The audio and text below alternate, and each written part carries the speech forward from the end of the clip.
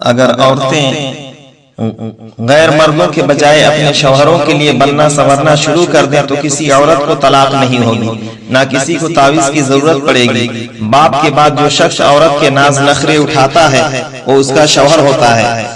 और ये बात कुछ खवातीन मानना तो दूर की बात, सुनना भी गवारा नहीं करती। जो खवातीन कहती हैं मर्द किसी का नहीं होता, सिर्फ अपनी जात का होता है, वो जरा हिसाब लगाएं, सारे साल का कमाने वाला कितने जोड़े बनाता है। अगर शौहर कभी गुस्से से बोल दे तो खुदारा ये सोचकर बर्दाश्त कर लिया करो, वो सिर्फ अपने लिए ही तो मेहनत नहीं करता, तुम्हारी जरूरतों के लिए भी करता है। फिर ये तो वो हस्ती है कि अगर इंसान को सजदा जायज होता तो अव्वल नंबर पे उसका आना था। वैसे भी शौहर दिल के बुरे नहीं होते, बस जबान के कड़वे होते हैं। कामयाब औरत वो नहीं जो पैसे कमा सके, कामयाब औरत वो है जो नस्लों को संवार सके और घर को अपनी काबिलियत से जन्नत बना सके।